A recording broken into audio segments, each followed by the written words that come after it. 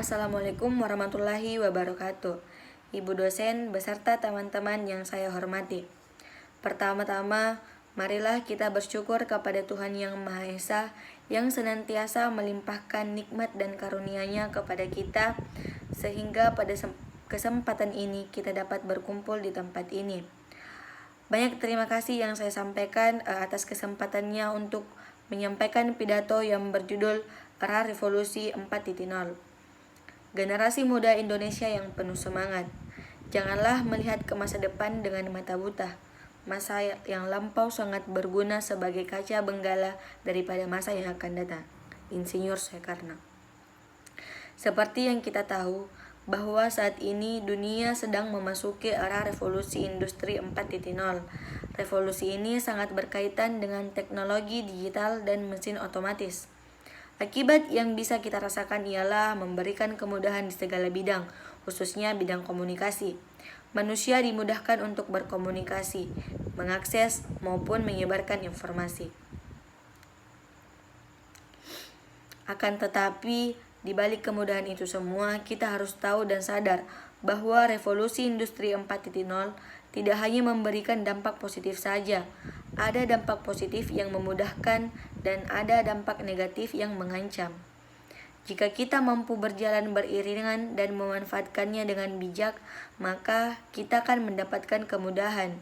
Namun, jika kita tidak mampu beradaptasi dan memanfaatkannya, maka kita akan tergilas dan mati. Lalu, apa yang sebenarnya dibutuhkan untuk menghadapi revolusi industri 4.0? Baiklah, mari kita bahas bersama. Generasi muda Indonesia yang penuh semangat. Banyak ahli telah memberikan pandangannya tentang hal-hal yang akan terjadi akibat adanya revolusi 4.0.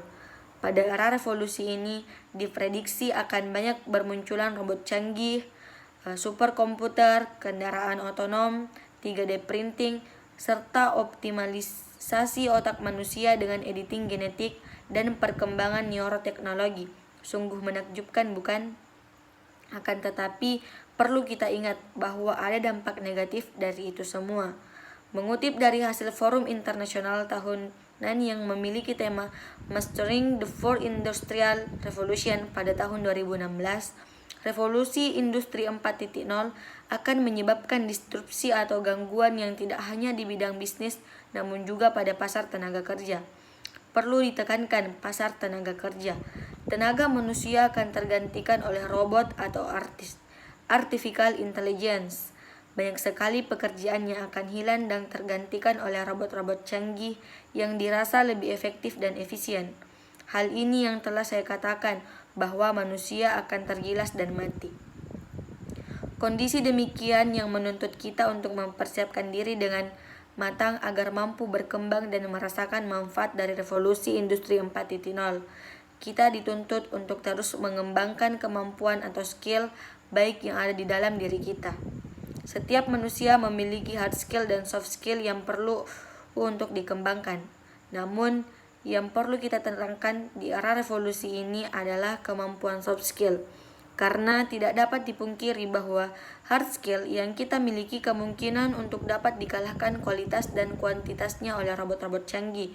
Maka dari itu, mulai sekarang kita harus menggali dan mengasah soft skill yang ada dalam diri kita agar tetap bisa berdiri tegap dan berjalan bersama revolusi industri 4.0. Generasi muda Indonesia yang penuh semangat.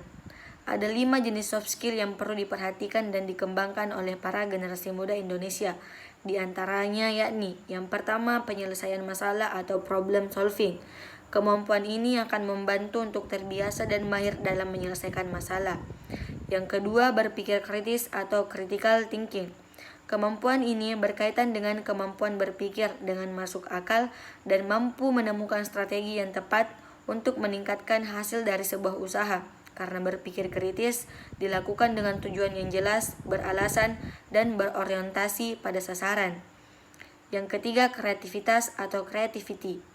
Melihat kemajuan teknologi yang semakin pesat, maka kita harus terus berupaya berinovasi untuk menemukan sesuatu yang unik dan tentunya bermanfaat bagi masyarakat dan lingkungan.